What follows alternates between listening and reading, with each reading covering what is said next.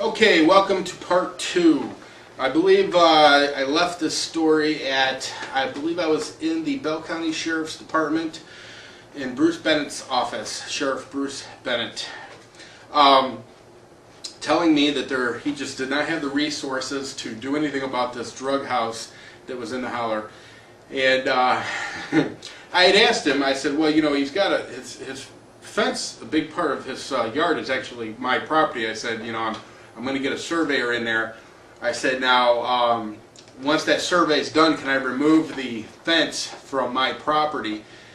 And he said, if you do that, I'll have to arrest you. I said, what? He said, you're going to have to do this by the book.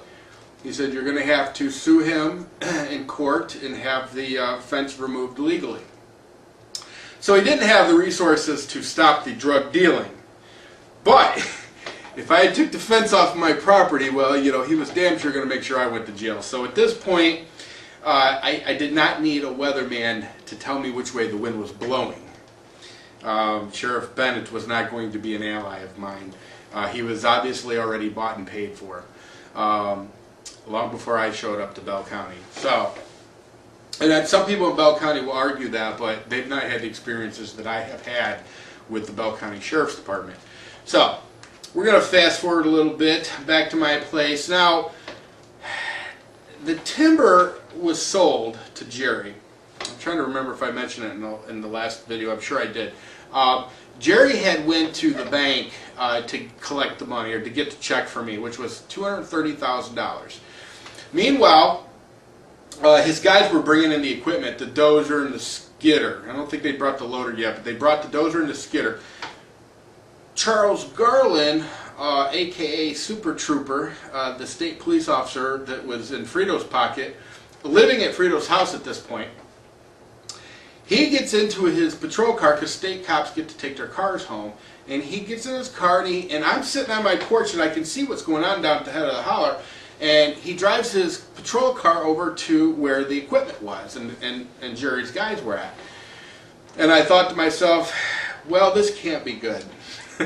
So I went ahead and I walked down there to see what was going on. I get down there and Charles Garland, Officer Garland, he is just writing ticket after ticket. He's got his little book out.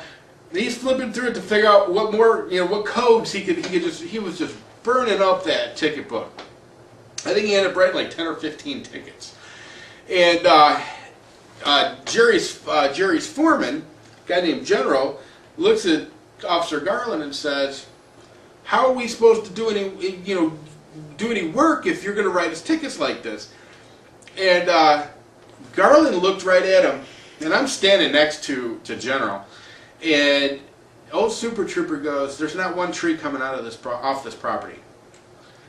And he was looking at General, but he was looking at me, and I know he was hoping for a reaction, but I wasn't going to give him one, because I know that he was dying for any excuse to put me in handcuffs.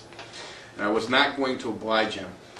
So Garland did his thing, and then we went back to my house, me and General and Jonathan and Jed.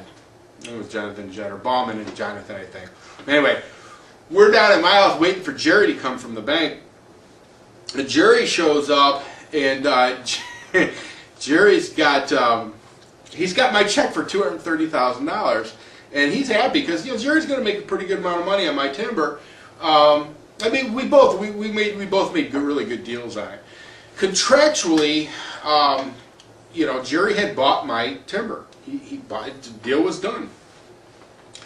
Jerry shows up, and he could tell, could tell by the looks on our faces. He said, "What's going on?" And General says, "Jerry, we can't get the trees out of here." And Jerry originally thought we were pulling his leg, and he kind of chuckled. He's like, "Yeah, you know, what's going on?" And I said, "Jerry, we got big problems." And General goes, "Look, that cop down there is not going to let us use this road. We can't get any of the trees out of here." The most logical way to get the trees out was through that hollow road. For a lot of different reasons, that really was the only option to get the trees out of there. A big part of my property is surrounded by the Cumberland River, and the other part's just too high to skid logs over. I mean, really, the only way to bring any of the trees out were out that way. And this state police officer was not going to let us take any trees down that road. So Jerry was in a real bind. Now Jerry, I could tell, once he realized that this was for real. I mean, Jerry's a hell of a nice guy. Small time operator. He only has like 5 employees, and contractually he had bought them trees, and he had the right to log those trees for a year. And bottom line, that $230,000 loss would bankrupt him. And so I looked at Jerry and I said, Jerry, I said, listen, I said, why don't you just hold on to that check until we see if you can get your trees out of here. I said, because I don't want your money if you can't get the trees out. And I could see he kind of breathed a sigh of relief. I couldn't in good conscience enforce that contract with him. Especially since part of me thought that a lot of this was my own doing for pissing off the drug dealer. So Jerry said, are you sure? And I said, yeah. I said, I'm absolutely sure. Now understand that this project was to be done in order.